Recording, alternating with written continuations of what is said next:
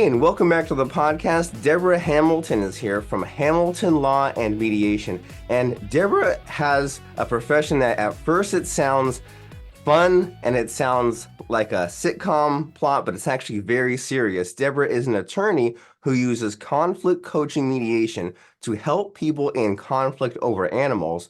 She works to get it right for everyone, including the animals. And so we're going to find out today about what kinds of conflicts arise over animals, all these different situations that you might have not heard of. Maybe you're even in it, and this is what led you to the podcast because you're looking into your options and just how conflict coaching works and what mediation is, etc. So, Deborah, glad to be speaking with you.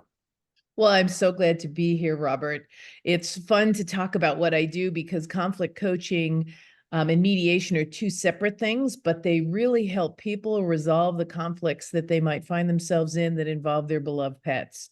Because everything is really hunky-dory until something goes wrong. And then when pets are involved, the people involved usually go right into their amygdala, and it's hard to get them back into their prefrontal cortex so they can rationally think about the next best steps for the pet, given everything going forward.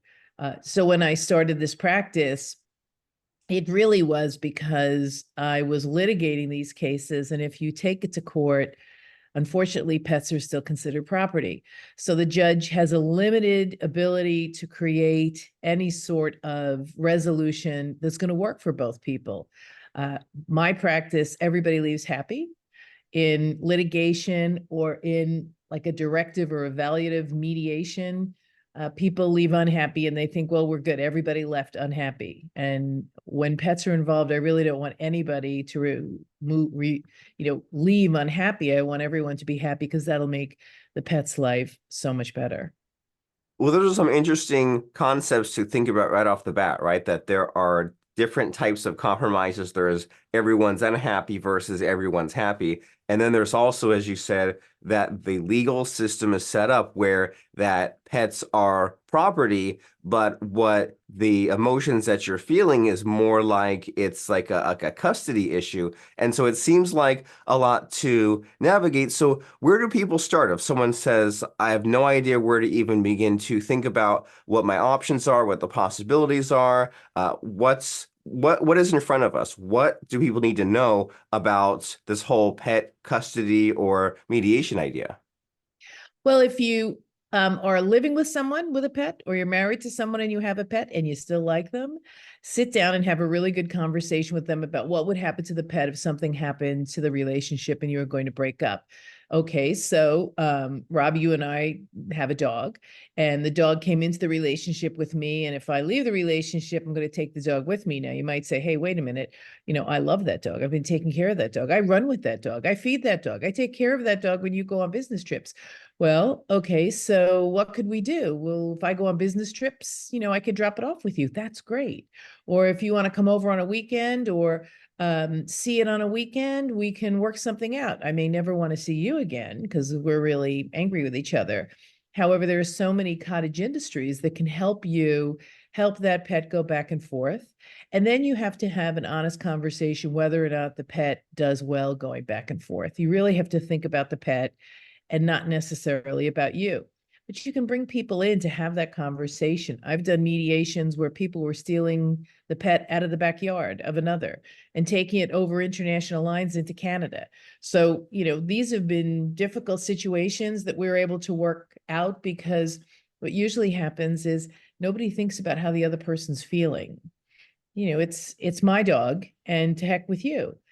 That's not how your pet feels, because if your pet has lived a significant amount of its life, maybe all of its life, with your significant other, and you pick up and leave with the pet, if that pet sees your ex, unfortunately, it's not going to hate your ex. You wish it would, but it's not. And so if something happens to you, wouldn't it be great to give the pet back to your ex? Because that's what the dog would choose if it had a choice, or the cat would choose. However, most of the time, people just want to make a complete break and never see them again. And that's, something to consider as well. I never say never to any resolution. And yet, if as you're walking home one day, you get hit by a bus and nobody can take your dog, if you haven't kept in touch with your ex, then a perfectly wonderful home that the dog would pick won't be explored because you haven't made that plan. So you've got to think a little outside the box. In mediation, we listen to everyone's conversation.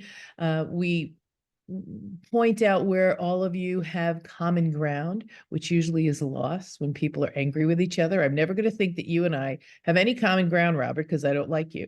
But when someone neutral is in the room, they can point out, well, you both said that the dog really likes to sleep late or likes to, run or likes to eat Cheetos or whatever. So you can get that common ground built up so you can see where the pet can end up in a better situation.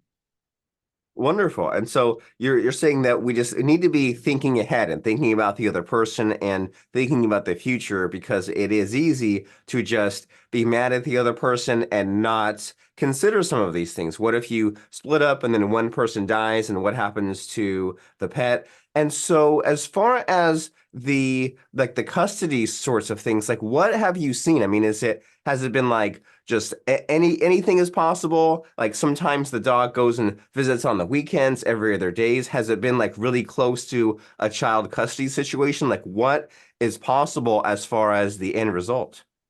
Well, I've talked on this numerous law groups all over the country because they can't even fathom that people can actually have good outcomes, mostly because the only option they think they have is litigation.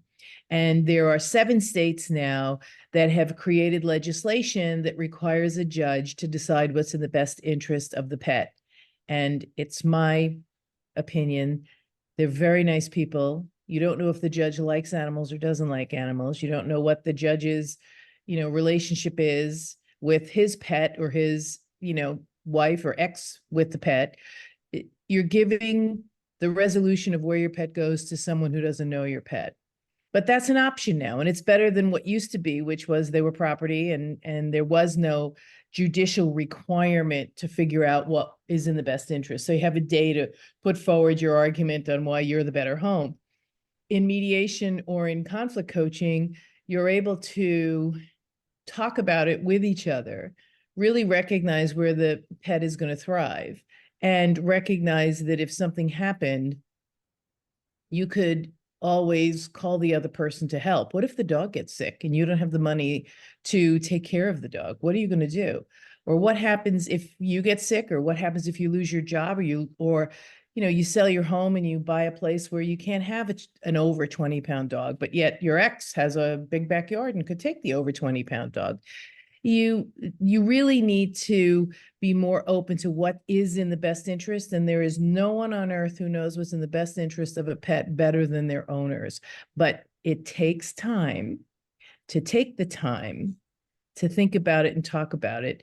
And as I always say to people who have pets, I go, please talk about it now while you still like each other, because it's really hard to talk about without animosity when you're angry with each other. So I always like to suggest that people decide what's going to happen with their pet in the event something happens to them. And in the event the relationship breaks up, who's going to get the pet? I mean, my husband and I've been together for 42 years. He finally got a dog of his own. However, I don't think I ever would have taken the dogs from him 100% because he really liked them. So we'd work something out. We would figure it out. And most of the time, if people are able to get past the anger, breathe, get back into their prefrontal cortex and really think about what the animal would prefer to do, not what I'd like to do to you, Rob, then they find out what's the best outcome for the pet. Well, great. And even you practice what you preach, right? You have yourself considered on the off chance that there was a divorce someday, what that situation would be. And I'm sensing a recurring theme here, which, as you said a few times here, get past the anger, that it's really tempting and easy to let the anger win and be spiteful and just be mean for no reason. But then if you can get back into the logic mode and think about what the pet wants, not what you want and not what you're doing to hurt the other person, then that can lead somewhere. And so you're saying that the like an option in these 7 states is to take it to court, but that can be a little bit of a gamble, right? Because it just depends on that one court date. And so what does this mediation timeline look like? Like, is it many meetings? Is it over a period of time? Like, you said that with the mediation, there can be more discussion, more talking. So, like, what is the length of time in this process? Well, each mediation is different, and I really only mediate for about 4 hours a day. So I'm not beating the snot out of anyone to agree to do A, B, or C. It's very emotional when you're talking about your pets because you're trying to be the kind of person your pet thinks you are, that you're a good person, that you're going to do the right thing. And, knowing that your pet, both of mine now are nuzzling me, that you want your pet to be in the right place with the right person. And if something happens, what would be the next best place they could be? And being angry and having a lot of animosity doesn't necessarily explore where the pet would choose to go. And when you go to court, mediation enables you to have these conversations. The mediator stays neutral and holds a safe space for everyone and reflects what everyone says so that the other one can hear it in a less adversarial way. In court, what the judges usually do, unfortunately, are say, okay, so in my opinion, Rob is the better owner. So I'm going to give the dog to Rob, and that's it. And I guess it would be nice if Rob would let Deborah see the dog, or if something happened to Rob, leave a note that says Deborah would get the dog, or if the dog gets sick, that Rob would feel comfortable reaching out to Deborah to see if she could help him financially. But there's nothing in writing that says that. And that's why I always say, if you have a pet, put it in writing now. Listen, if we ever break up, let's decide that the pet's going to go with Deborah. But if Deborah travels for vacation, or she travels for work, or, I'm not a fan of a week on, a week off, because that really screws with the dog's brain or the cat's brain. But I am really a proponent of, if there's a vacation that comes up, that you can leave the dog with your ex. If you travel for work, if there's, a time when they're going on vacation and the dog would love to be on vacation at the beach with them, why not? And do it with all the understanding that they're going to take care of the dog because they have taken care of the dog. The dog's been a big part of their life. Just, be the person your dog thinks you are, which is a kind, loving person who understands that taking the dog away. I've had several clients who had exes who took the dog and said, oh yeah, I'm going to share it with you. I'm going to share it with you. And then didn't. And the exes said, hey, I've got the dog. They don't. I'm not letting them have the dog. And actually, that's what the courts have started doing now, is deciding that whoever has the dog at the time that the cause of action is brought is likely going to get to keep the dog. So it really behooves you to make that decision, either using mediation, where it's totally your understanding and you can do whatever you want, which a court can't, or you do it before it even happens, so you don't even have to pay for mediation. You say, okay, Rob, if something happens to us, I'm going to give you the dog once a month, once a month, every month, or once a month, every other month, or I'm going to have the dog in the winter and you're going to have it in the spring, and I'll have it in the summer and you'll have it in the fall. And then the following year we'll flip up, whatever you decide to do. I've had all of those in my cases, where the dog stayed 3 months on, 3 months off, and they changed the seasons. So they all got the benefit of, the dog in the snow and the dog in the summer. So Fun. Well, and it's great to hear about what the different possibilities are, and also this advice that you give of be the person that your dog thinks that you are, which you can be, or you are at times. And so why not aspire to that ideal? And if you have this decision early on and you have this agreement and you get it in writing, then the cost can be zero because you have it written down. And this whole topic of money has come up a few times in this discussion, right? About just like taking care of the dog. What if one of you loses your job? And so I know it's kind of a loaded question to ask an attorney, like how much something will cost, but is there like a cost range of like how much mediation approximately costs, or if it goes to court, about how much that will cost, or is that the wrong question to ask an attorney? No, absolutely. That's one of the greatest reasons to write an agreement before. Um, if you mediate, it's usually between $200 and $400 an hour. And I wouldn't say a mediation over a pet would be less than 4 to 8 hours. And if you go to litigation, the retainer will be at least $5,000 upfront. And most of that will be used. You're not going to get any of it back. Writing motions and answering papers and answering discovery and providing interrogatories. So you're looking at $5,000 to $10,000 if you litigate, and about $1,000 to $2,000 if you mediate. And if you put on your big girl and big boy pants early and just say, listen, we can share this dog, or maybe we won't share this dog, but if something happens to me, definitely I'm going to make sure that Rob gets the dog. Or if I have financial problems, or I have to move to England and there's, a rabies issue and I can't take the dog with me, then Rob gets the dog. Just thinking about it and realizing that what's in the best interest of the pet is best known by its owners, not by a judge. A judge is a good second, but not as well as the owners. And that's why I always feel mediation is the best alternative. Also, don't allow it to be done in an arbitration setting, because then the arbitrator's like the judge and he's going to make the decision for you. Always pick mediation, because if it doesn't work out, you haven't lost your opportunity to go to litigation if that's what you choose to do. So I always say conflict coaching first, because I'll help Rob talk to Deborah about, how to do this in a way that he remains calm, so then everybody remains calm. Or you can go to a mediator who remains neutral and helps the parties talk to each other calmly. And, last but not least, litigation. So, $1,000 or $2,000 for mediation, 5 to 10 for litigation, and nothing if you think about it before.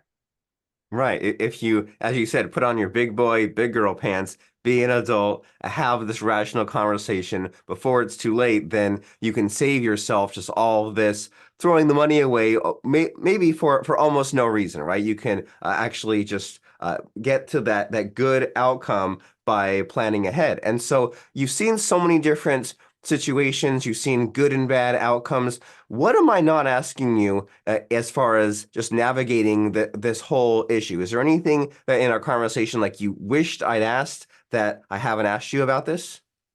The only thing I would say is that make sure that when you sit down and have this conversation, both of you are focused on the best outcome for the pet, not the best outcome for each other, because it really is all about the pet. And if you can do that, you can find the best outcome for the pet, because maybe it is the best outcome for the pet to go with Rob, and that Deborah would see it once or twice a year, or maybe not at all, or just be a backup. What the question that most people don't ask is, what kind of outcome is the best outcome?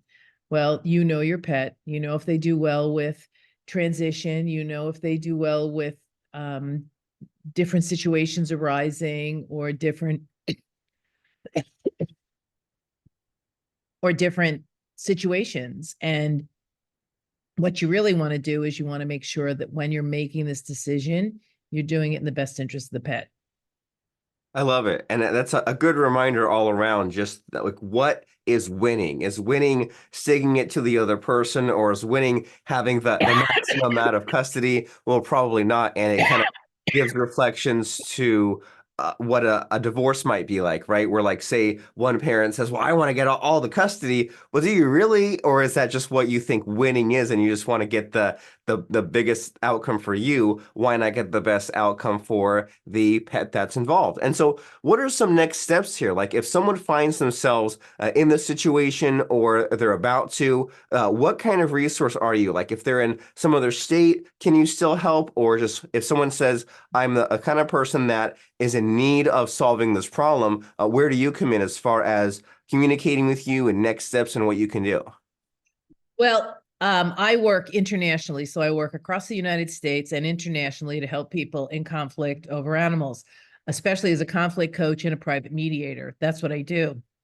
It's the only thing I do, because I don't do the divorce. I only do the pets of divorce. I'm so sorry, everyone. All of a sudden, I've got a cough. Give me a minute.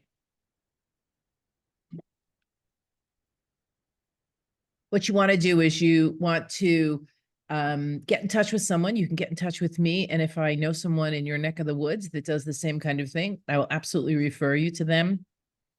I can tell you that my office is full of people who I am conflict coaching to resolve conflicts over animals without the need of an attorney, because I'm just taking it down a notch. All those reactive and defensive responses that you want to give, I diffuse them for you because it's not really getting you to the end you want to get to. So I work nationwide, internationally, helping people who have animals recognize that if they focus on what's in the best interest of the animal, they'll come out with an outcome that really works for them. Excellent. And as I said, Deborah, when I first heard about your profession and what you do, I thought to myself, well, now I've seen everything, but this is a needed service, and it makes a lot of sense once you hear about the details, how we should go to someone who is a specialist in this sort of thing, right? If you're dealing with like the divorce and they've never dealt with this pet custody issue, or they only deal with it sometimes, that's one thing. But someone like you deal with this all the time, and you know exactly what to do, especially it seems like how to do it without things getting nasty or expensive or scary, because that's for the average person, that's always a fear, right? Of things just getting to out of control costs and all these meetings and going back to court. It seems like a nightmare. And many times we might want to just give up or not ask for what we want, or even just make a stupid decision just because we're afraid of making things legal and dealing with the legal system. But there are some of these alternatives here, right? Which is conflict coaching and mediation to help people in conflict with their animals. And so as far as someone saying, okay, well, I want to have that conversation with Deborah, see if she can help, or see if she can refer someone in my neck of the woods, or just kind of see what I can do at this point, what's the call to action? Where can someone go? Well, they can go to Hamilton Law, LAW, and AND mediation.com. And I'd like to also add that divorce is only one area where animals come into conflict with people, or people come into conflict over animals. So you might have an issue with your veterinarian, your kennel, your groomer, your neighbor. When I started this practice, my husband said that niche is so small. I said, I can tell you that anywhere I go, if a pet is involved, there can be conflict. And trust in estates, anything can happen with your pet. So really, it's a niche practice that anyone can reach out to me. I'm here in North Carolina, but I Zoom mediate everywhere. So if you want to get in touch with me, just look up Hamilton Law and Mediation.com, and we're happy to help you. And if we can find someone in your neck of the woods, if you want to litigate or do something else, we'll be happy to do that as well. It's always about making sure that the people who are in conflict with their spouse, with their veterinarian, with their neighbor, finds a way to resolve that conflict in the best interest of their pet and themselves. I love it. And that's a great message. Solve the conflict in the best interest of both your pets and yourselves. And HamiltonLawAndMediation.com is the place to go. Deborah Hamilton from North Carolina, even though she will Zoom anywhere. Wonderful speaking with you about this issue, Deborah. Well, thank you so much for having me, Rob. And I look forward to listening to more of your podcasts. Wonderful.